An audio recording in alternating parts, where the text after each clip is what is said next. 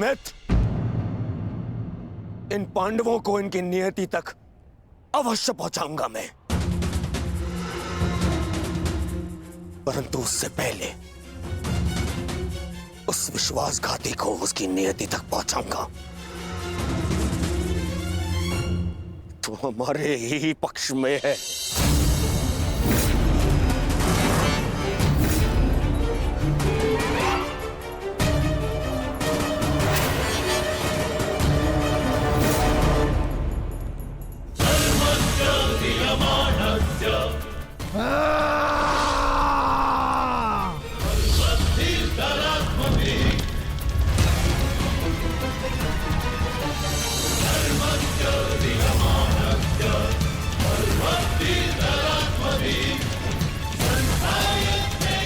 महामहिम, महामहिम,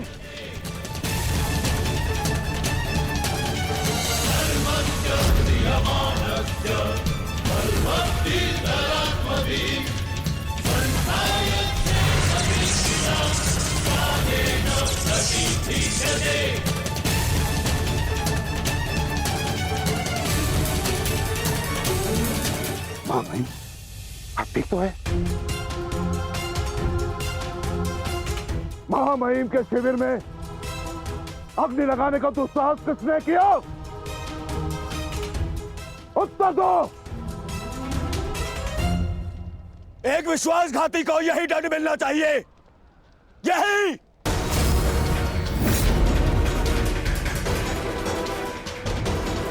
सावधान दुर्योधन, आज की हार के कारण शब्दों का चयन करना भी भूल गए हो तुम। लज्जा नहीं आती तुम्हें? नहीं आचार्य, मैंने सर्वथा उचित शब्दों का ही चयन किया है। आज जो कुछ भी हुआ वो इनके कारण हुआ है। इनके पांडवों के प्रति प्रेम भाव के कारण ही आज वृषसेन वीर गति को प्राप्त हो गया।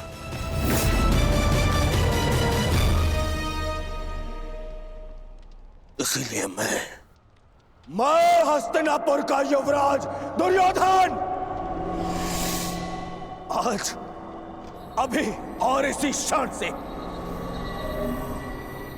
आपको कौरव सेना के सेनापतित्व से मुक्त करता हूं। जाइए, चले जाइए वापस हस्तिनापुर और जाकर विश्राम करिए वहां।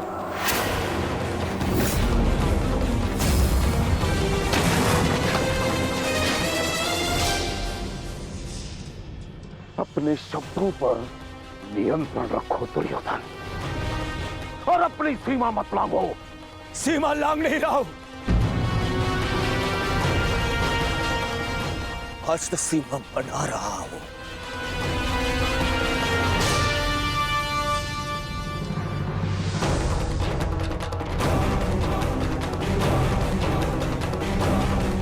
इस समय मैं ऐसे व्यक्ति के सामने खड़ा हूं जो हमसे अधिक हमारे शत्रुओं के पक्ष में है, जिनके मौन रहने के कारण ही मेरे मित्र ने अपना पुत्र और मैंने अपना रक्षक खो दिया। हस्तिनापुर के युवराज की सांसें चलती रहे तो उसने अपनी सांसें खो दी। वृषसेन की मृत्यु का दुख जितना तुम्हें है उतना हमें है, हम सबको है। पर इसका अर्थ ये नहीं कि तुम महामहिम के साथ दुर्व्यवहार करो, जो मैं तुम्हें कदापि करने नहीं दूंगा। बस गुरुदेव, यदि आप भी पितामह के साथ विदा लेना चाहते हैं तो आप भी जा सकते हैं। आपको ससम्मान विदा करेगा यह दुर्योधन।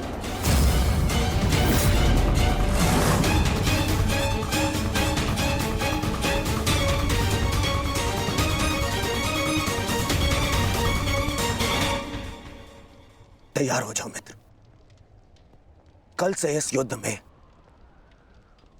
तुम अपने मित्र का साथ दोगे। इनसे कहीं अधिक इस युद्ध में मुझे तुम्हारी आवश्यकता है मित्र। दो सहोदर एक दूसरे का रखना भाई, ये उत्तरदायित्व आपको ही लेना होगा ताजश्री। प्राण की रक्षा केवल आप ही कर सकते हैं। कदापि नहीं। जब तक मैं युद्ध भूमि में उपस्थित हूं, तब तक अंगराज कर्ण युद्ध भूमि में पद नहीं रखेगा। क्यों मेरा मित्र मेरे साथ में युद्ध में खड़ा नहीं हो सकता? बताइए क्यों? कल को यदि फिर से मेरे प्राणों पर संकट आया, मेरे प्राणों की रक्षा कौन करेगा?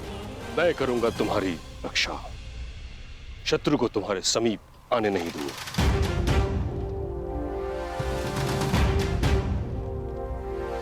कल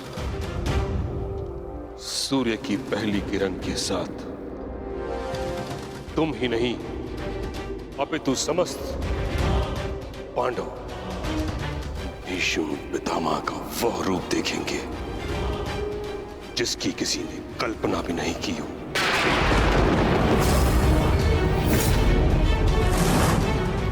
यह मेरा वचन है। अर्जुन हो या युधिष्ठिर, कृष्ण हो या भीम, गंगा पुत्र भीष्म के प्रताप के आगे झुकेंगे। यह मेरा वचन है।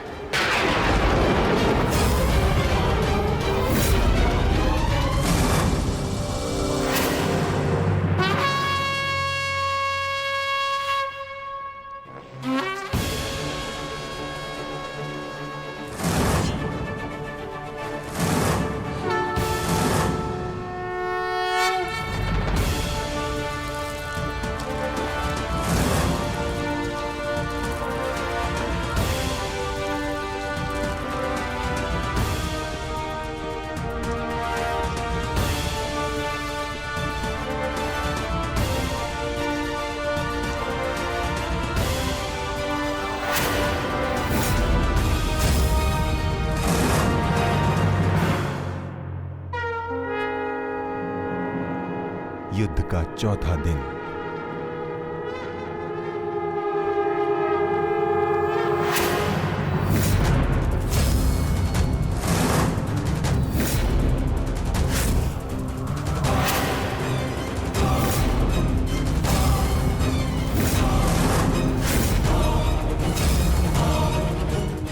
पितामह,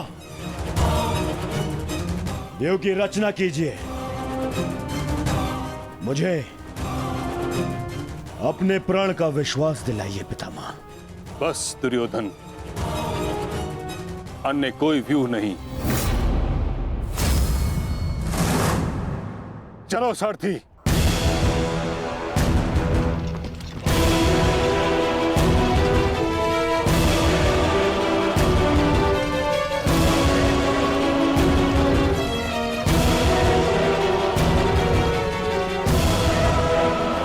तो अच्छा संकेत है माता। प्रतीत होता है कि पितामह इस नरसंहार को समाप्त करना चाहते हैं, इस युद्ध पर विराम चाहते हैं। गंगा पुत्र इस महायुद्ध पर विराम अवश्य लगाना चाहते हैं, परंतु अपने सभी शत्रुओं का अंत करने के पश्चात।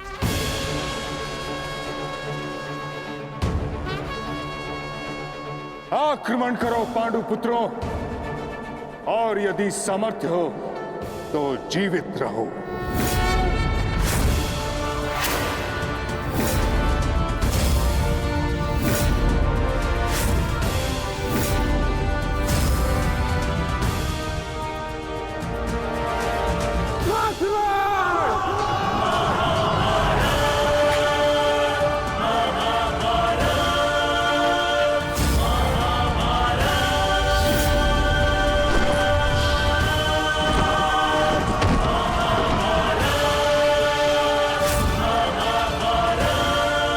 क्या कर रहे पितामह? कभी कभी कर्तव्य की चेतना आकांक्षाओं के स्वप्न पर हावी हो जाती है।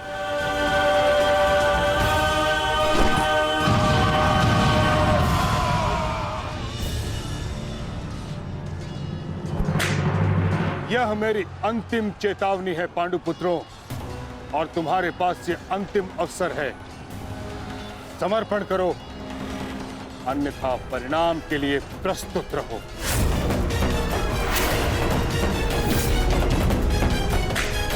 यदि समर्पण नहीं किया तो ऐसा संहार देखने को मिलेगा कि जिसकी आशा भी नहीं की होगी तुमने।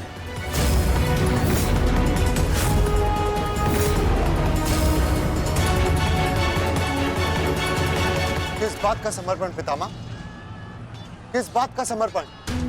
आप भली भांति जानते हैं कि इस युद्ध के अलावा हमारे पास और कोई विकल्प नहीं, और यही युद्ध हमें हमारा अधिकार और न्याय दिलाएगा। तो ठीक है, अपने इस निर्णय का परिणाम भुगतने के लिए तत्पर हो जाओ।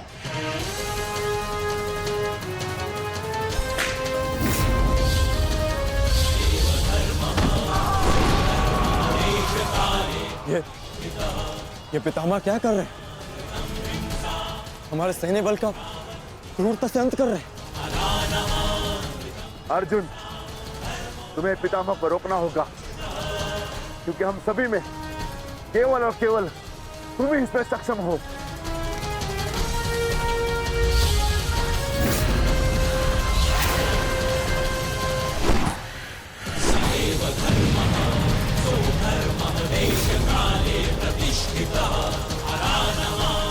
अर्जुन,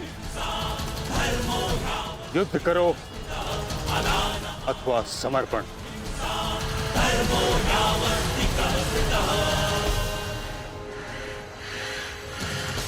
तुम्हारे मौन ने मुझे उत्तर दे दिया।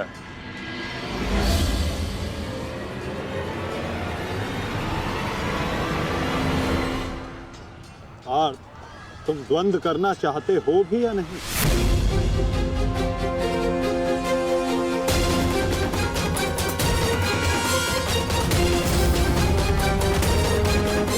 मौन ने मुझे उत्तर दे दिया।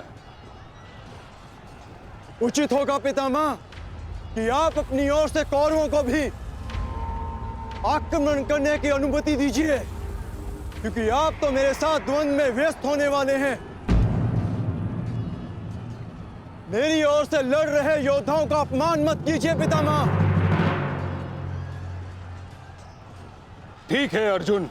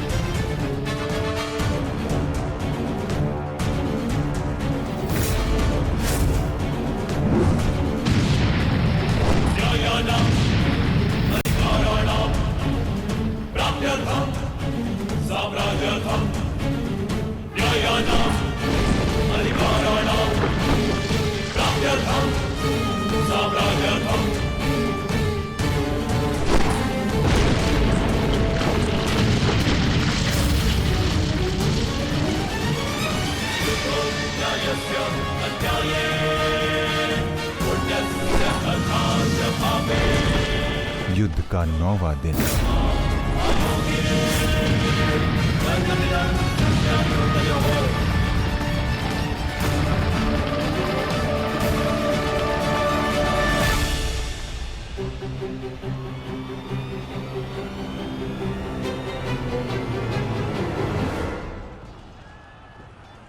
माधव, ये पितामह तो भ्राता युधिष्ठिर की ओर अपना रथ लेकर जा रहे हैं। भ्राता युधिष्ठिर संकट में है माधव, हमें शीघ्र कुछ करना होगा।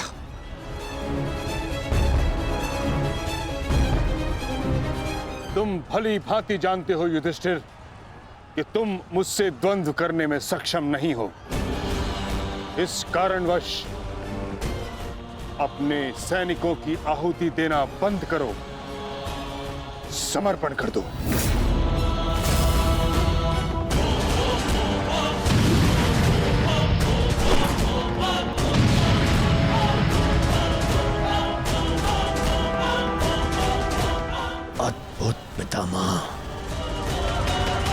अद्भुत।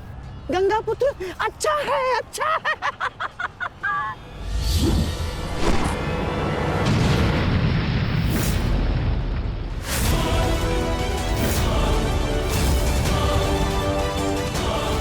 मेरे मार्ग से हट जाओ।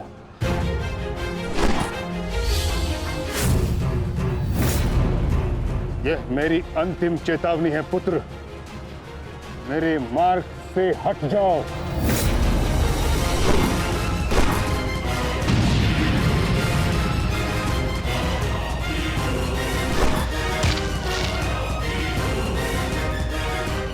समर्पण करो।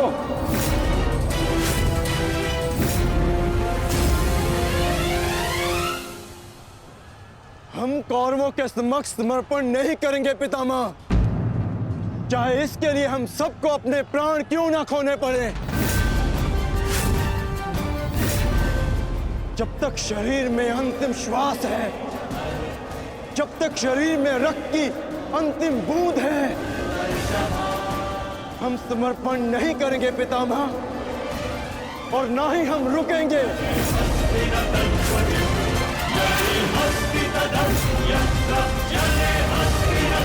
ठीक है अर्जुन, यदि तुम्हारा निर्णय यही है तो मेरा उत्तर भी जान लो।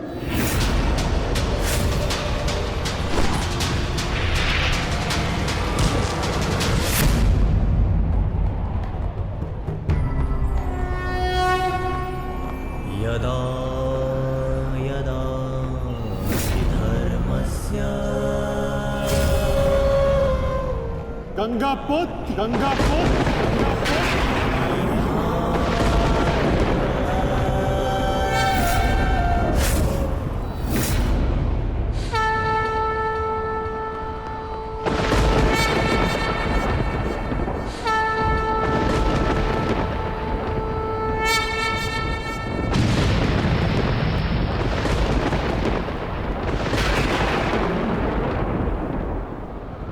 मेरे शस्त्र ना उठाने के दिए गए वचन को मेरी दुर्बलता मत समझना।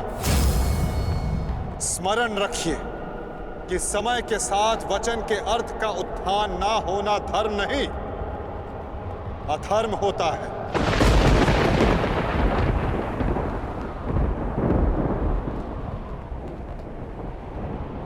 मैं केवल अपने कर्तव्य का पालन कर रहा हूं वासुदेव, और ऐसा करने से मुझे कोई नहीं रोक सकता। कोई भी नहीं।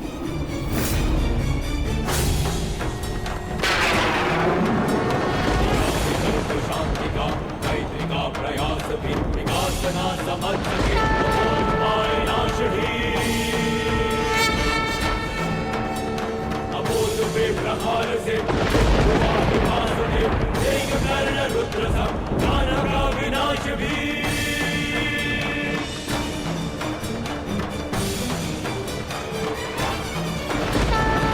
वचन न मानता युद्ध भाषा नाचता, उसे मिलेगा युद्ध भी दंड भी प्रहार भी। दम कटेगा पाप का, नाश होगा नीच का, दमन करेंगे वासुदेव उसका अहंकार भी। चक्र के प्रहार से अग्नि कृष्ण की करेगी पाप का दलन। पाप से धकी धरा राही मां पुकारती, ईश द्वार का अपना प्राण मांगती। सुंदरा गुरेंगे त्राण रच के एक नौ विधान, भूमिशाही करके पावन को रचेगी आरती।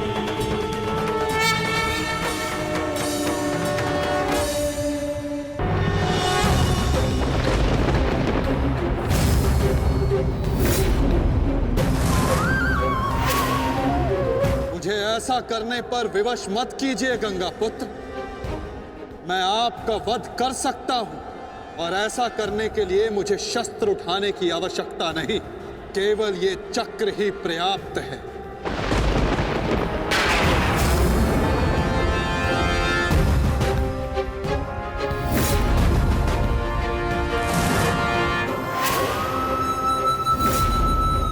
गंगा पुत्र देवव्रत, मैं इस समय ना मनुष्य वासुदेव हूं, ना ही मैं यदुवंशी कृष्ण हूं। मैं इस समय केवल गुरु श्रेष्ठ हूं। मैं ही सत्य हूं, मैं ही ज्ञान और मैं ही न्याय हूं गंगा पुत्र। इस महायुद्ध का आवाहन और इस युद्ध में आपकी उपस्थिति मेरे निर्णय से है गंगा पुत्र। आपका जीवन मेरे निर्णय, मेरी इच्छा से था और अब आपकी मृत्यु मेरे अधीन है।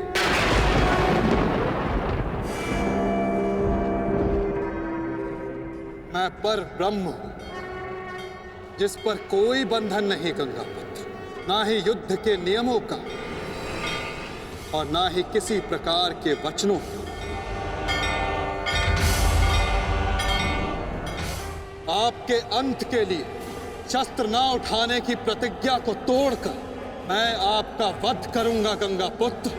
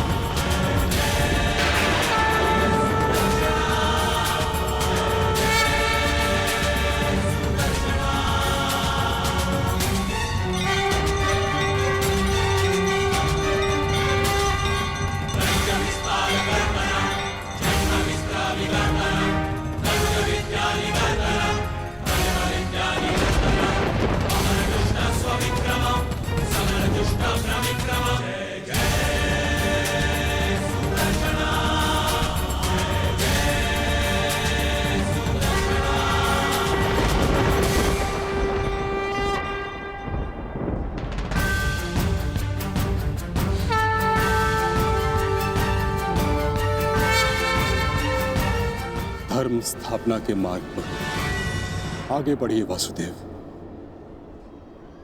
अंत कर दीजिए मेरे इस जीवन का।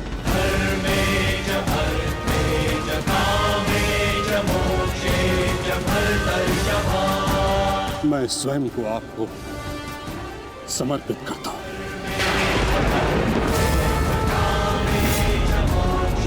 क्योंकि ना तो पांडव मेरे प्राण लेने में सक्षम है और ना ही मैं उन्हें मार पाऊंगा। मैंने सदैव धर्म का पालन किया, कभी अधर्म नहीं किया। यदि कोई अधर्म हुआ तो केवल ये कि मैंने आपको प्रतिज्ञा तोड़ने पर विवश किया। यदि आपको ऐसा लगता है कि आपने कोई अधर्म नहीं किया तो यह आपकी सबसे बड़ी भूल है गंगा पुत्र। अवश्य आपने सदैव धर्म का पालन किया गंगा पुत्र, किंतु केवल अपने लिए, अपने वचनों के लिए। और यही आपका सबसे बड़ा अधर्म है। क्योंकि जिसके पास शक्ति हो उसे स्वयं के लिए नहीं, संसार के लिए उत्तरदायी होना चाहिए। और जो आप नहीं हो पाए गंगा पुत्र।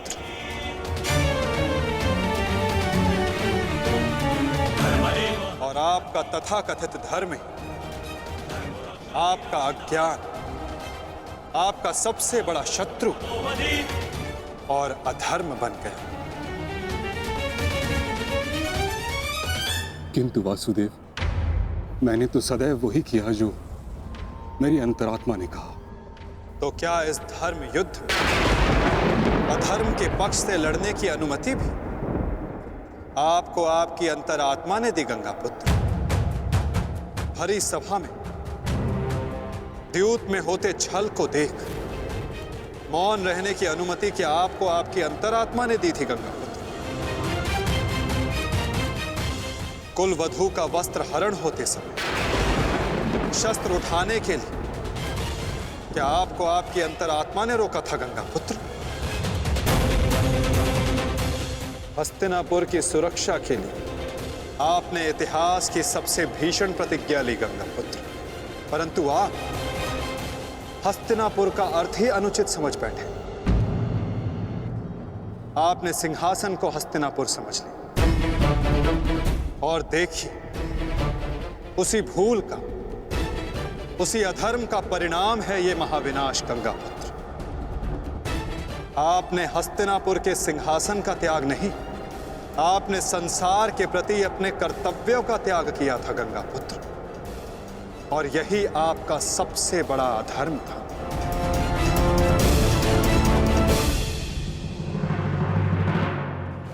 परिवर्तन ही संसार का नियम है गंगापुत्र, और संसार के कल्याण और उत्थान के लिए ऋतुएं भी स्वयं को परिवर्तित करती हैं, परंतु आपने परिवर्तन को नहीं स्वीकारा।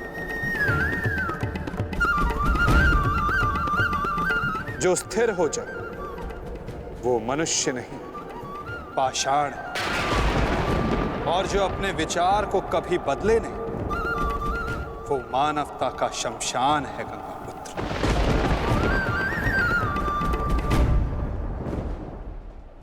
अपने कर्म के प्रति सजग ना रहना सबसे बड़ा अधर्म होता जो आपने किया गंगापुत्र, और यही इस महायुद्ध, इस महाभारत के होने का कारण बना।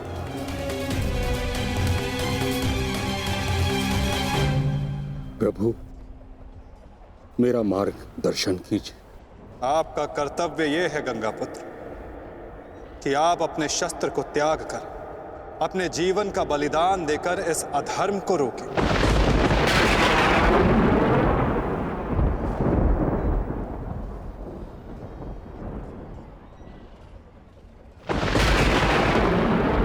ठीक कहा वासुदेव।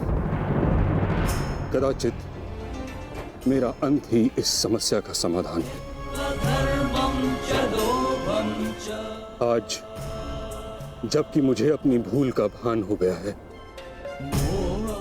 मैं अपना प्रारब्ध स्वीकार करने के लिए तैयार हूं।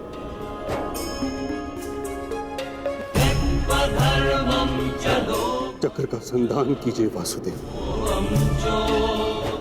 और मुझे मृत्यु का सौभाग्य देने की कृपा कीजिए।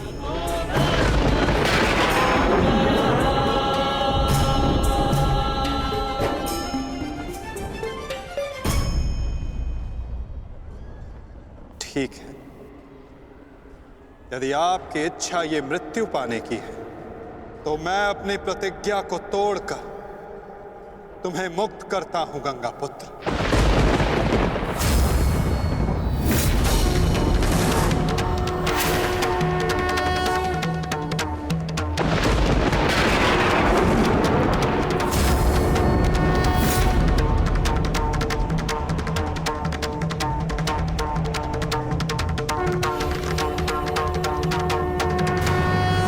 नहीं माधव, आपने इस धर्म युद्ध का बीड़ा उठाया है, वचन तोड़कर उसे कलंकित मत कीजिए। मैं नहीं चाहता कि आप पर कोई उंगली उठे। नहीं पार्थ, मेरी प्रतिज्ञा टूटने की अपेक्षा से अधिक महत्वपूर्ण धर्म की स्थापना है।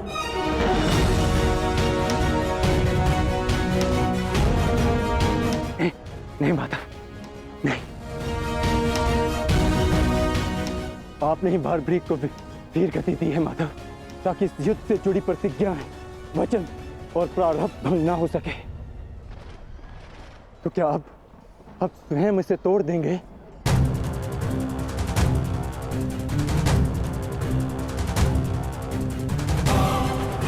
आप मुझे एक अवसर और दीजिए माधव, मैं अपने संपूर्ण मनोबल और कौशल से यह युद्ध करूंगा। जब तक मेरे शरीर में रक्त की एक बूंद भी बहेगी, मैं अपने मन में भावनाओं को नहीं बहने दूंगा माधव।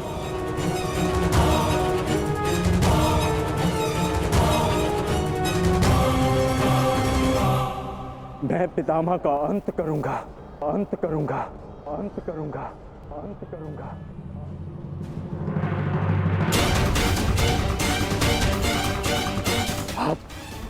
आप ये चक्र छोड़ दीजिए माधव, आप ये चक्र छोड़ दीजिए।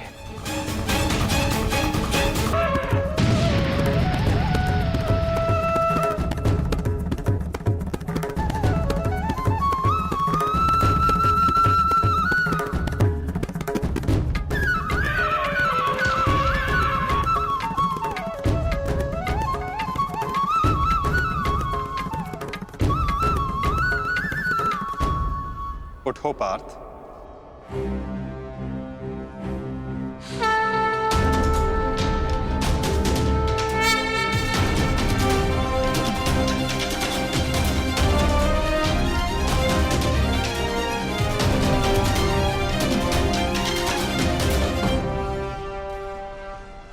आपके हाथों मोक्ष पाना कदाचित मेरे भाग्य में नहीं वासुदेव।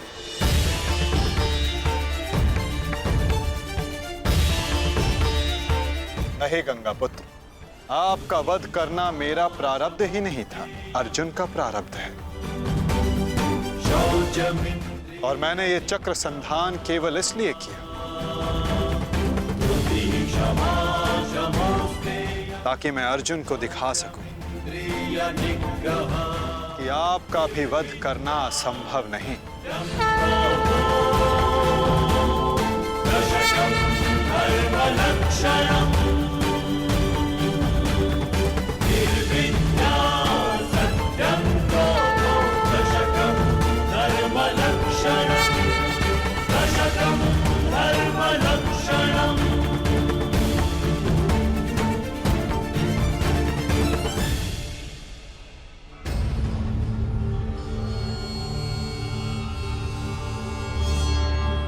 आओ पार्थ।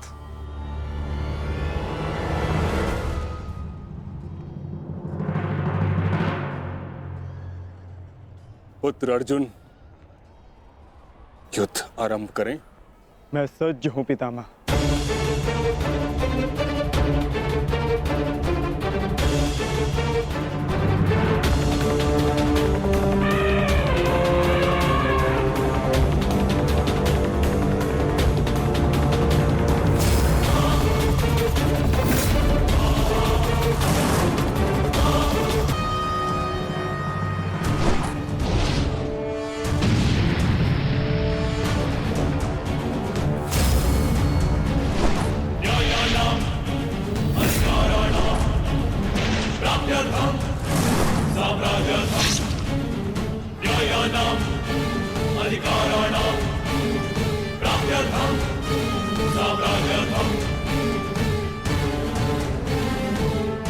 अद्भुत पुत्र अर्जुन, कर्म पथ पर तुम्हें भावनाओं से ऊपर उठते हुए देख प्रसन्नता हुई।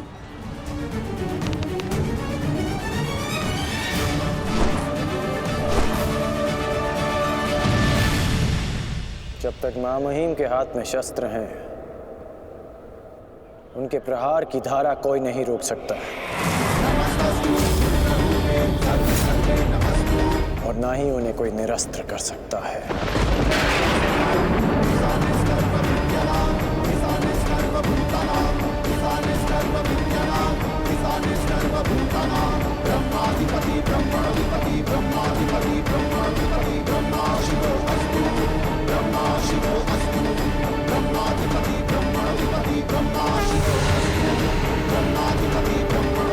तुम्हारी तपस्या सफल हो गई बालिका।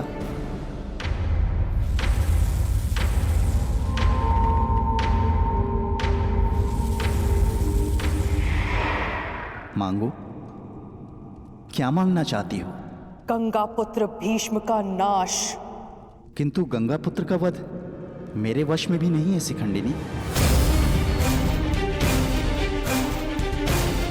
परंतु अपने जीवन का अंत तो मेरे वश में है ना। 2 बार मैं अपना जीवन त्याग कर चुकी हूं। इस बार भी मैं फिर जन्म लूंगी और अगले जन्म में भीष्म का अंत करने आऊंगी।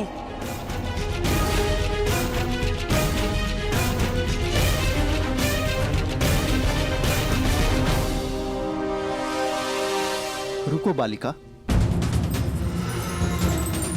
तुमने इतनी कठोर तपस्या की है। हमें बताओ, तुम्हारी समस्या क्या है? समस्या ये है यक्षराज कि मैं भीष्म का वध अपने हाथों से करना चाहती हूँ, किंतु मैं स्त्री हूँ, इसलिए उस पाखंडी ने मुझे युद्ध में सम्मिलित होने से रोक दिया। मैं तुम्हें भीष्म की मृत्यु का वरदान तो नहीं दे सकता, किंतु कुछ ऐसा अवश्य कर सकता हूं जिससे तुम अपना लक्ष्य पा सको, किंतु एक बंधन रहेगा। मेरे लिए केवल भीष्म की मृत्यु महत्व रखती है और कुछ नहीं। हाँ कहने से पूर्व मेरी पूरी बात सुनो बालिका, उसके पश्चात निर्णय लेना।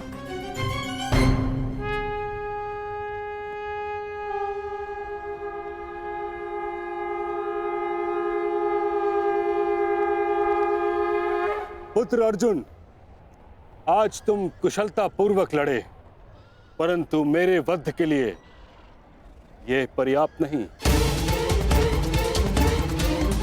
हाँ, क्योंकि महामहिम के पास तुम सबके नाश के लिए पर्याप्त अस्त्र है धनुर्धारी अर्जुन।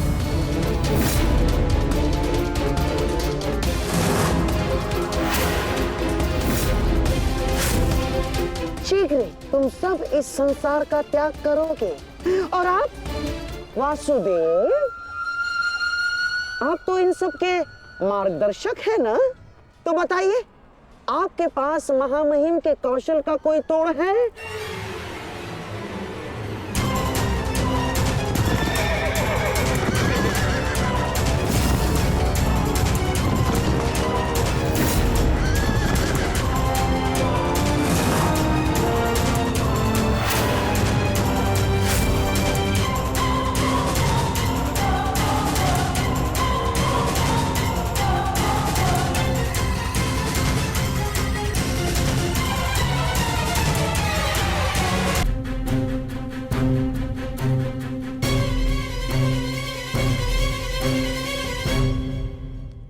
हर योद्धा के उत्तर के लिए कोई ना कोई और योद्धा होता है।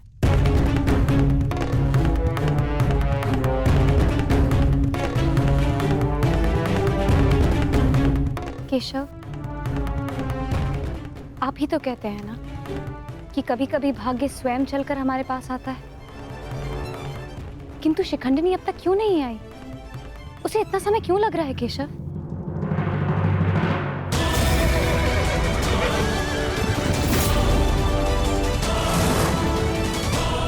हम उन्हीं की प्रतीक्षा कर रहे हैं पांचाली। ये शिखंडिनी अपनी तपस्या में असफल हुई तो पितामह हमारी सेना का अंत कर देंगे और हमारे पास केवल और केवल 2 अक्षणीय सेना शेष है। अरे तो क्या करें? कुछ तो करना ही होगा, अन्यथा हम इस युद्ध में पराजित हो जाएंगे।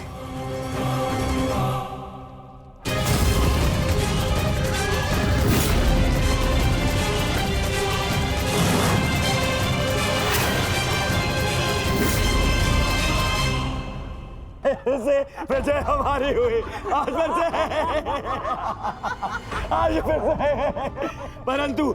परंतु सबसे अधिक प्रसन्नता मुझे तब होती है जब वो धनुर्धारी अर्जुन के मुख पर मैं भय देखता हूँ। केवल 2 अक्षुणी सेना शेष बची है उन पांडवों के पास और शीघ्र ही वो 2 अक्षुणी सेना भी समाप्त हो जाएगी, अंत हो जाएगा उनकी सेना का और उन पांडवों का। अवश्य अंत होगा, नाश होगा, क्यों नहीं होगा? परंतु खेद है अंगराज, आप इस युद्ध में लड़ नहीं पाएंगे, क्योंकि महामहिम जिस वेग से पांडवों की सेना को नष्ट कर रहे हैं, उससे तो ऐसा प्रतीत होता है कि ये युद्ध कल ही समाप्त हो जाएगा। गांधार नरेश, युद्ध अभी तक समाप्त नहीं हुआ है। मैंने आप सबसे पहले भी कहा था कि विजय से पूर्व उत्सव मनाना उचित नहीं है।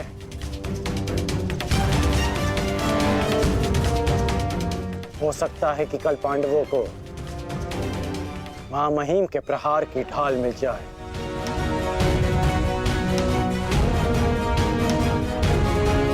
इस युद्ध में कुछ भी संभव है।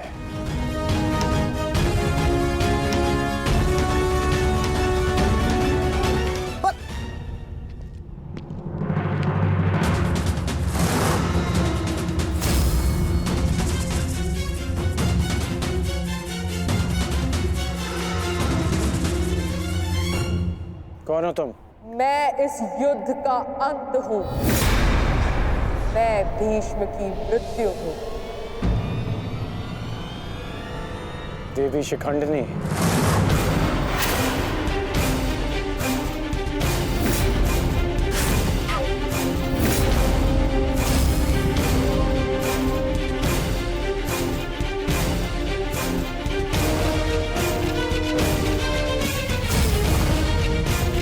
देवी नहीं देव, स्त्री नहीं पुरुष, शिखंडिनी नहीं।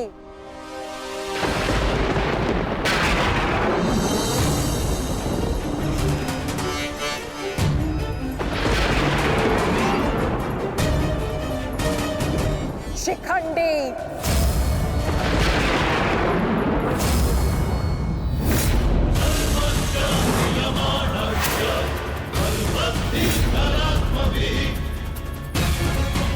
ये मैं हूँ और कल मेरे उस वचन की पूर्ति होगी जो मैंने पांचाल युद्ध में तुम्हें दिया था अंगराज।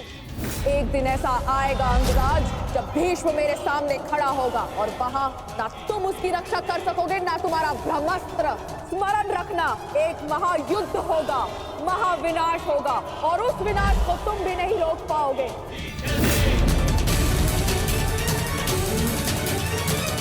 बधाई हो, कल से तुम इस युद्ध में प्रवेश करोगे। कल कुरुक्षेत्र एक योद्धा को विदा करेगा और दूसरे योद्धा का स्वागत।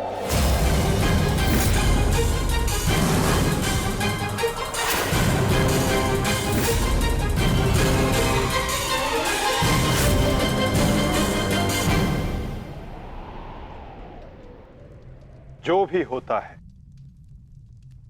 केवल समय के अनुसार होता है और उचित समय आने को है। हमें केवल धैर्य रखना है जब तक उचित समय नहीं आ जाता। शिखंडिनी कुरुक्षेत्र पहुंच चुकी है।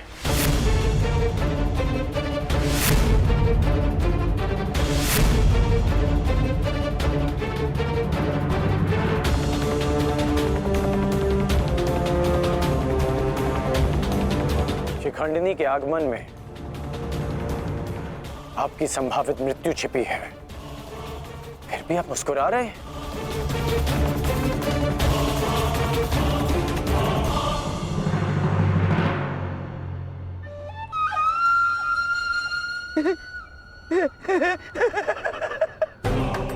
अब समझ आया महामहिम कि आप मुस्कुरा क्यों रहे हैं।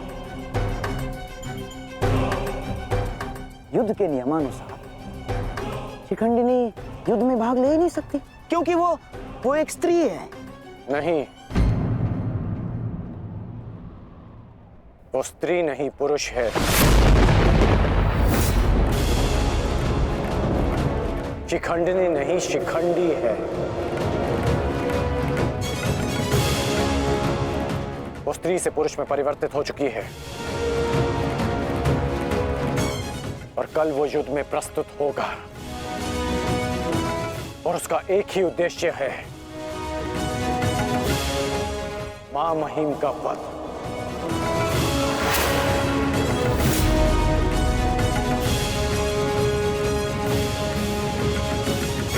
हाँ, एक स्त्री अपने प्रतिशोध की आग के चलते पुरुष बन गई। अद्भुत। भला ये कैसे संभव हुआ? ऐसे हुआ वो छोड़िए मामाश्री, अब ये बताइए कि करना क्या है।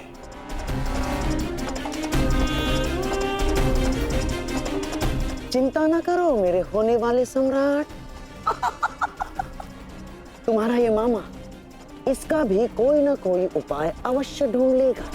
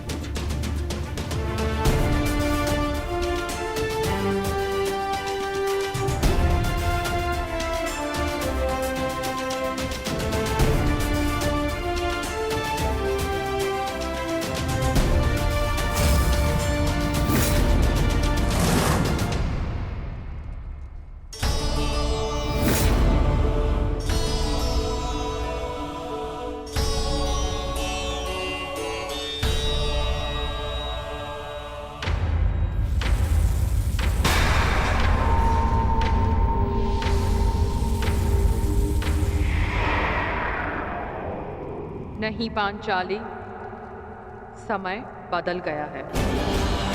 तुम्हारे समक्ष शिखंडनी नहीं, शिखंडी है।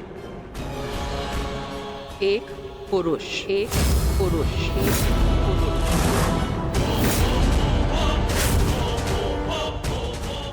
और तुम्हें पर पुरुष का स्पर्श करने की अनुमति नहीं है।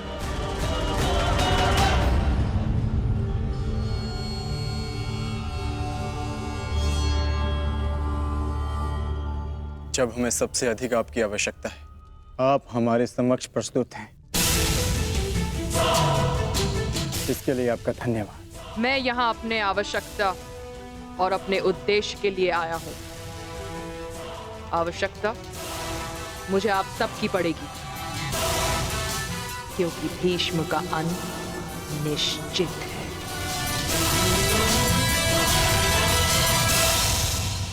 ये मेरा वचन है, हम आपका पूर्ण रूप से समर्थन करेंगे, फिर चाहे कुछ भी हो जाए। युद्ध भूमि में हम आपके साथ खड़े रहेंगे और अंत तक युद्ध करेंगे। हमें ये कार्य कल ही संपन्न करना होगा, क्योंकि मेरे पास मेरे जीवन का लक्ष्य पूर्ण करने के लिए केवल एक ही दिन है।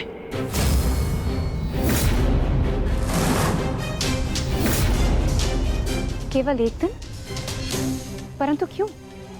तुम्हारी समस्या ये है कि तुम एक स्त्री हो, जिस कारण तुम भीष्म से द्वंद्व नहीं कर सकती। मैं तुम्हें पुरुष बनने का वरदान देता हूं, ताकि तुम भीष्म को परास्त कर सको। किंतु स्मरण रहे कि ये वरदान केवल 8 प्रहर अर्थात एक दिन के लिए रहेगा। हमारे शत्रुओं को इसका भान नहीं होना चाहिए कि शिखंडिनी केवल एक दिन के लिए पुरुष है।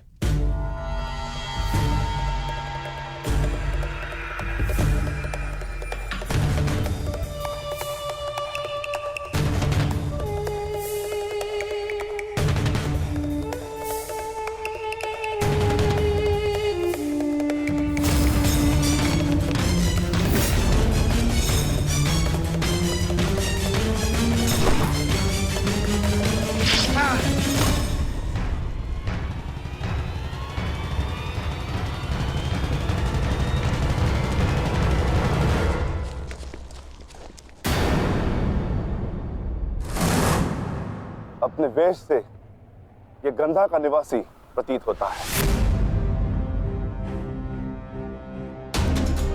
अर्थात ये मामा शकुनी का गुप्तचर था। सौभाग्य ये कि यहां से जीवित नहीं जा सका। किंतु इस गुप्तचर का संदेश शत्रु तक पहुंच चुका है पार्थ।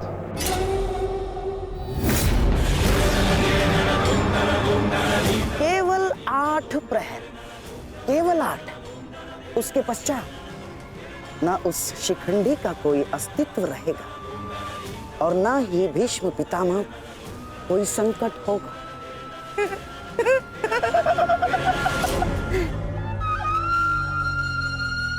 क्या होगा यदि तुम्हारे पितामह कल युद्ध भूमि में प्रस्तुत ही ना हो तो?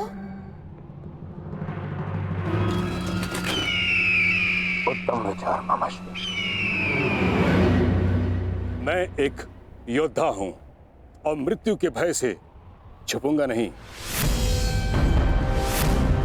या तो वीर गति को प्राप्त हो जाऊंगा या फिर विजय प्राप्त करूंगा। 8 प्रहर तो क्या, 8 क्षण के लिए भी मैं युद्ध से विमुख नहीं रहूंगा। क्षमा कीजिएगा महामहिम, परंतु वीर होने में और मूर्ख होने में अंतर होता है। जानबूझकर मृत्यु के मुख में जाना क्या उचित है? एक महान योद्धा की भांति आप गौरव और सम्मान की मृत्यु चाहते हैं, परंतु अपनी सेना के प्रति आपके उत्तरदायित्व का क्या? आप भली भांति जानते हैं कि सेना आप पर पूरी तरह निर्भर है, फिर भी महामहिम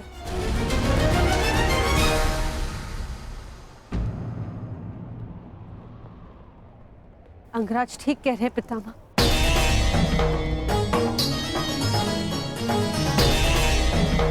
आपके और हस्तिनापुर के हित में यही श्रेष्ठ होगा। भले आप युद्ध में सम्मिलित ना हो। कुंती पुत्री, ये जानते हुए भी कि तुम हस्तिनापुर में अपने शत्रुओं से घिरी हुई हो, तुमने यहां रहने का निर्णय क्यों लिया?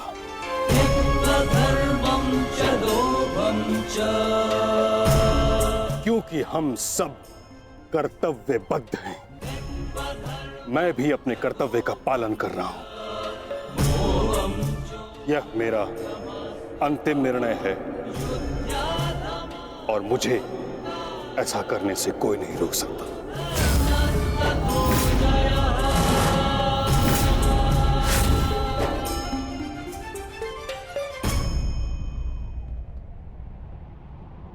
मित्र, चाहे कुछ भी हो जाए, कल तुम्हें पितामह की रक्षा करनी होगी।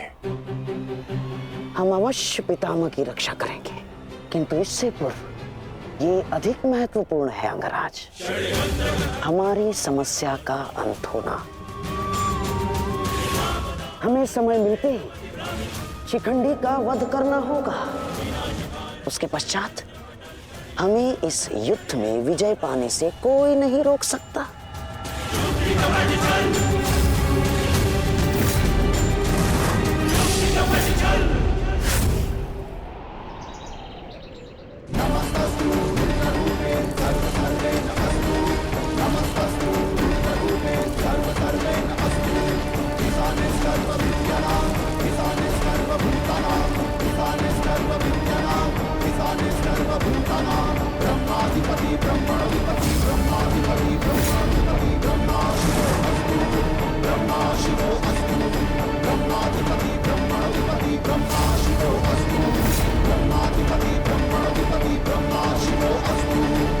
महामहिम, गंगापुत्र, आप ऐसा क्यों कर रहे हैं? मैं केवल अपने धर्म का पालन कर रहा हूं। मैंने सदैव यही किया है।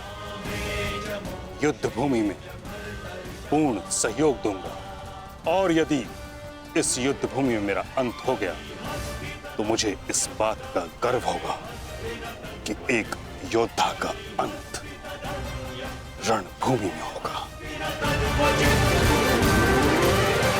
मैं आपसे विनती करता हूं, रुक जाइए। ऐसा मत कीजिए महामहिम, आप इसका परिणाम जानते हैं। रुक जाइए महामहिम। आपको वचन देने के कारण मैं 9 दिनों तक रणभूमि से दूर रहा, क्योंकि मुझे लगता था कि आप जो भी निर्णय लेंगे वो हस्तिनापुर और हमारी सेना के हित में होगा। विश्वास था कि आपके होते हुए हम ये युद्ध नहीं हार सकते। फिर क्यों आप ऐसा कर रहे हैं? एक कौरव भरे अंत के लिए आप पूरी कौरव सेना का संहार नहीं कर सकते। क्या इसलिए आपने सूत पुत्र को युद्ध भूमि से दूर रखा? यदि तुम्हें ऐसा लगता है तो ठीक है। सूत पुत्र कर्ण,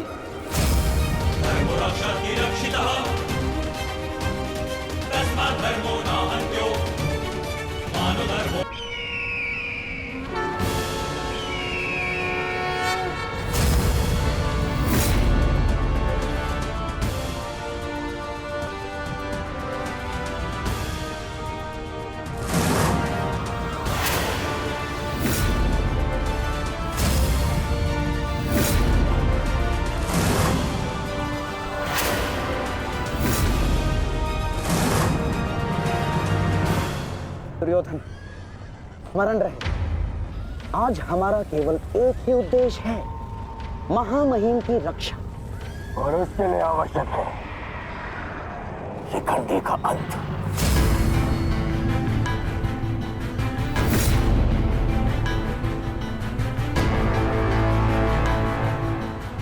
आज मैं शिखंडिनी का कवच बनकर उनकी रक्षा करूंगा।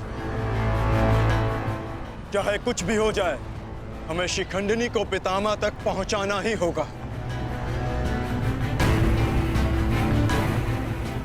स्मरण रखना पार्थ, किसी के जीवन का उद्देश्य पूर्ण करने में उसकी सहायता करने से अधिक पुण्य और आनंद किसी और कार्य में नहीं आता।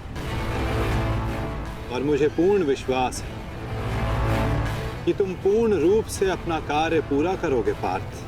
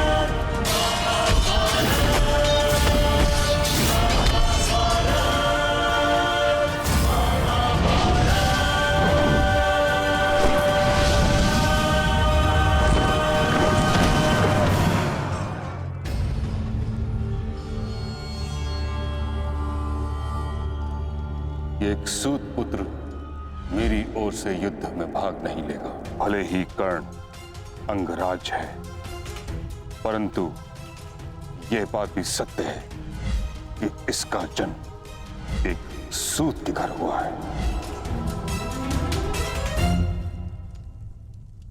पुत्र,